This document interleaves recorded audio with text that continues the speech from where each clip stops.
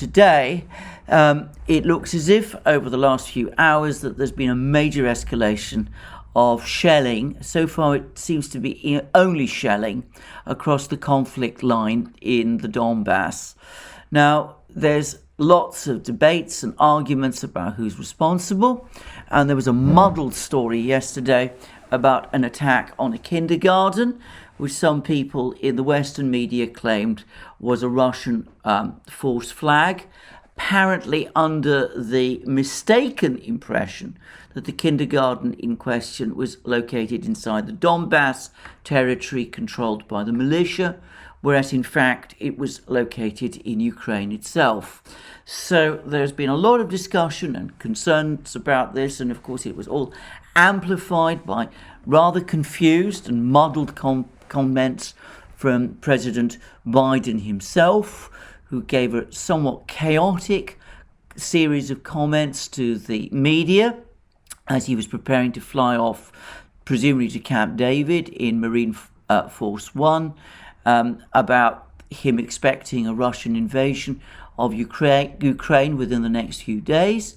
And of course, we've also had a rather scrappy meeting at the UN Security Council, where the United States and Britain again castigated Russia. Russia got support from China. The Russians complained about genocide in the Donbass, and most of the other countries remained quiet and refused to take sides. And notably, the comments from Germany and France were much quieter and calmer also than those by their British and American friends.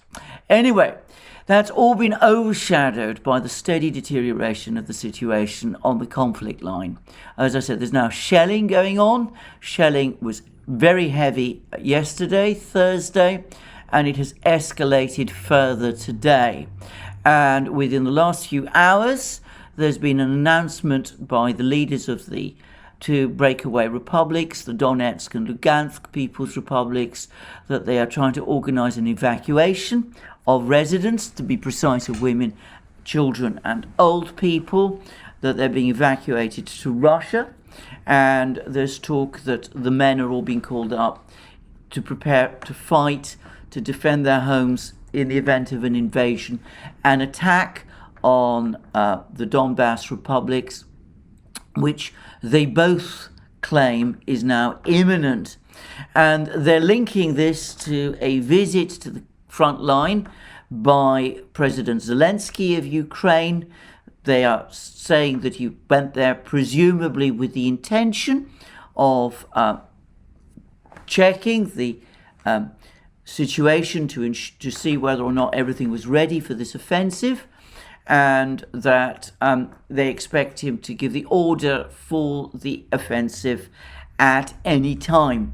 So they're saying that they're preparing for this offensive and they're evacuating their women and children. Now, the Ukrainians are insisting that they have no plan to launch such an offensive. The Ukrainian Foreign Minister, Kuleba, has denied it. So has the Ukrainian Defense Ministry, the Ukrainian Armed Forces Chief. And the Russians, for their part, are remaining silent at the moment, except that President Putin, in a meeting with the Belarusian President Alexander Lukashenko, has again said that it's time for Ukraine to sit down and talk to the leaders of the breakaway republics of the Donbass, the Donetsk and Lugansk People's Republics, as they are required to do under the Minsk Agreement. So where is all this going? Are we indeed going to see a Ukrainian offensive in the Donbass? Is there indeed going to be fighting? Will that provoke a Russian reaction? Well, the Russians have been talking about genocide, and that's what they said in their report to the Security Council. The Duma has passed a resolution authorizing Putin to recognize the Donetsk republics, the Donetsk and Donbass republics, the Donetsk and Lugansk People's Republics as independent republics. And I suspect that in the event that there really was a Ukrainian offensive or some kind of escalation in the Donbass, then this Russian counteroffensive that we've been hearing so much about and been talking about for so long would probably happen, though I suspect not immediately. I suspect that the first step that the Russians would make would be to send their representatives to the UN Security Council, convene a Security Council meeting, find out, make a proposal for a pullback to the ceasefire lines. We'd see how that would be received, and then only as diplomatic processes were run through, only then would we probably see that Russian counteroffensive take place. And in the event that there is a Russian counteroffensive and the Ukrainians are indeed thrown back, then I suspect that Putin will finally do what that Duma resolution empowers him to do, which is to recognize the independence of the two Donbass republics. And of course, at that point, the West would impose its sanctions. Over the course of the meeting between Lukashenko and Putin, Putin said that the West will impose its sanctions irrespective of whatever Russia does. It's essentially a Western decision. It's not something that Russia has any control over, and at that point the sanctions would be imposed, and of course we would then be in a completely new situation. By the way, there are reports coming out of the leadership of the Donetsk and Lugansk republics that in the event that the Ukrainian offensive is defeated, they expect the Ukrainian government to evacuate Kyiv, and that preparations to do that are already underway. Well, that's the reports, that's what we've been hearing everybody saying. But I repeat again that the Ukrainians, for what it's worth, are denying that they have offensive plans. And as of this moment in time, I have to say that I do wonder whether that Ukrainian offensive is indeed going to be launched and whether it is indeed even really threatened. It seems to me that launching an invasion, an attack on the Donbass, which, as the Russians have repeatedly said, would put the very existence of Ukraine in jeopardy, is something that Ukrainian leaders might be very unwilling to do. So we will see what happens over the next couple of days and hours.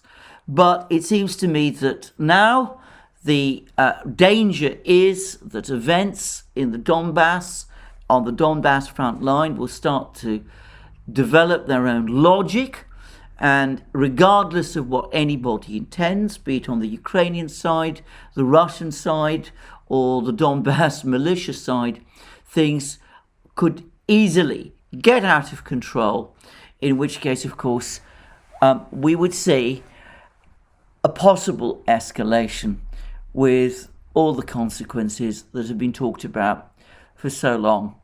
Now, I'm going to, again, here express my own opinion. I don't think there is a Russian desire to launch an invasion of Ukraine. I don't think this is part of what the Russians have been intending to do at all. I think they've been pushing hard for a settlement of the Ukrainian conflict along the lines of the Minsk agreement. They've been making progress with this, with signs that Ukraine seems to be moving step by step towards some kind of proposals for autonomy for the Donbass, and that these proposals will be put forward to the Trilateral Contact Group, where representatives of the Donbass republics participate. So that would be a roundabout way of starting negotiations. And the Russians have also forced the United States and the Western powers to admit that they would not fight to defend Ukraine. And we've now had comments, including comments from German Chancellor Olaf Scholz, essentially admitting that there isn't any immediate prospect, probably any prospect, of Ukraine ever joining NATO. So I would have thought that this is not something that the Russians would want. I don't see why the Russians would want to start a war in Ukraine when, from their point of view, things are going their way. And to be frank, I can't really see the logic either of the Ukrainians starting a war in the Donbass at this time, when, as I said, the only outcome would be a military defeat for themselves, or at least the most likely outcome would be a military defeat for themselves and the humiliation of Ukraine and perhaps its subsequent collapse. So it seems to me that for the moment, that still seems to be the calculus.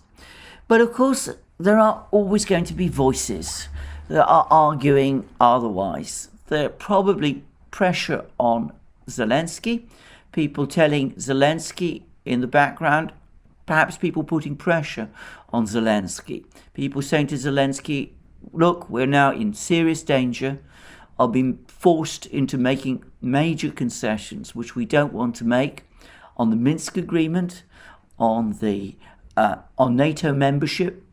We're in danger of losing, in other words, the entire Maidan project. So let's try and see what we can do in the Donbass. Perhaps Russian statements that they will act to protect the Donbass are a bluff.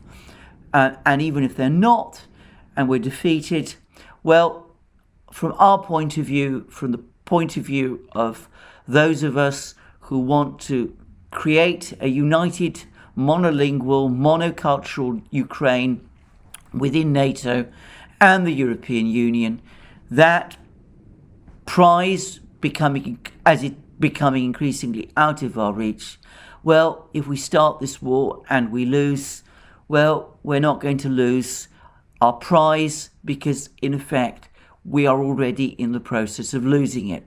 So there will be those people, probably in Ukraine, in Kyiv, who are whispering these thoughts, or perhaps even shouting these thoughts in Zelensky's direction.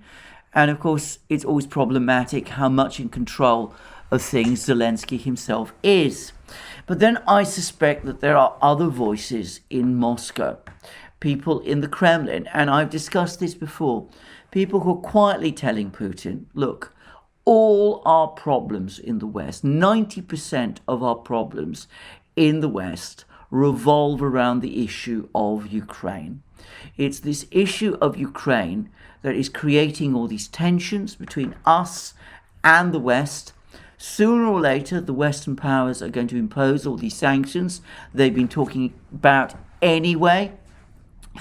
Given that that is so, let us solve this problem of Ukraine now, once and for all, get it out of the way, absorb whatever sanctions damage is imposed on us.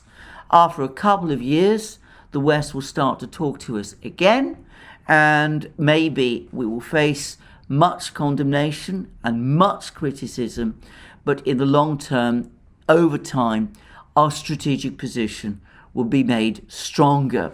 And I am sure that this kind of talk has been happening in Moscow for some time. I've mentioned it in previous videos, and it's conceivable that if there is a fight now in the Donbass, that those talks, those words will strengthen and become more forceful and will gain more traction, causing Putin, perhaps, who is obviously somebody inclined to listen to these sort of views, though up to now consistently rejecting them, but perhaps he might be willing to listen to them also.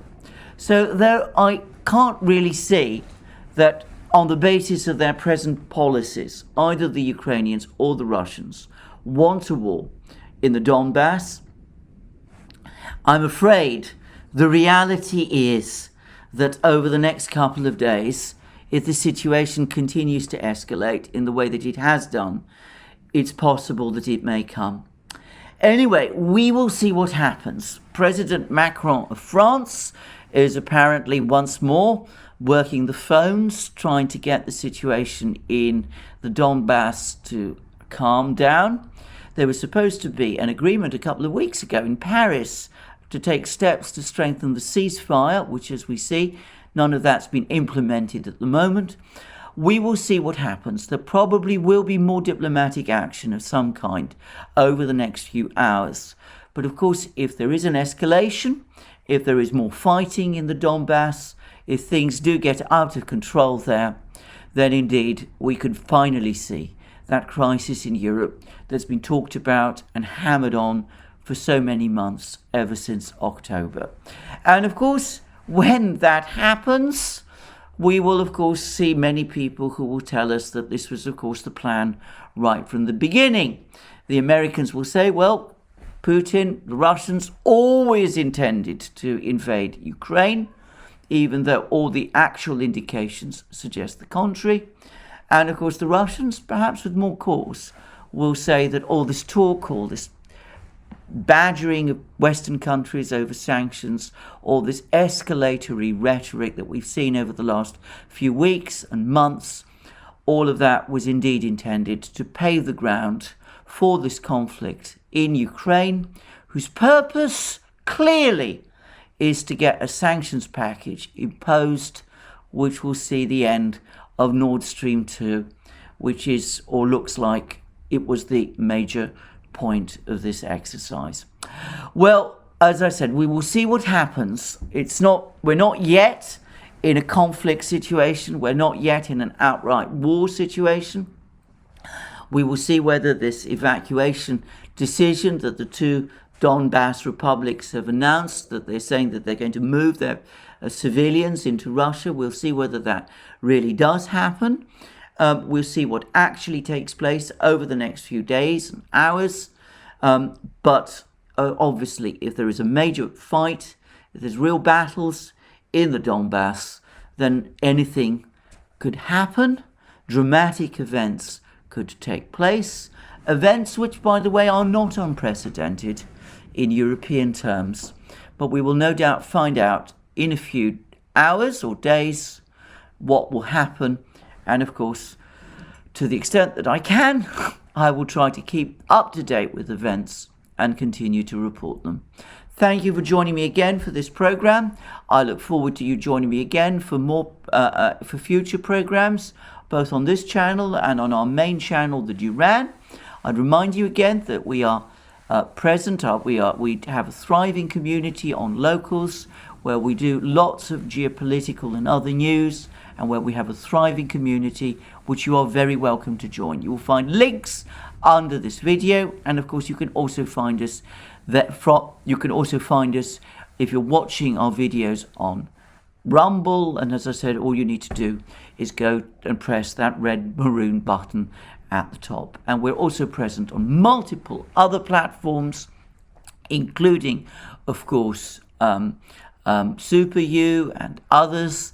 And you can find links under this video too. And of course, if you want to support our work, you can support us via Patreon and Subscribestar. You find links also under this video. And you can also go to our shop and buy the amazing things that you will find there. Our magic mugs, our hats, our hoodies, our sweatshirts, our t-shirts, and all the rest. And of course, last but not least, please remember to tick the like button if you like this video, and to press and to check your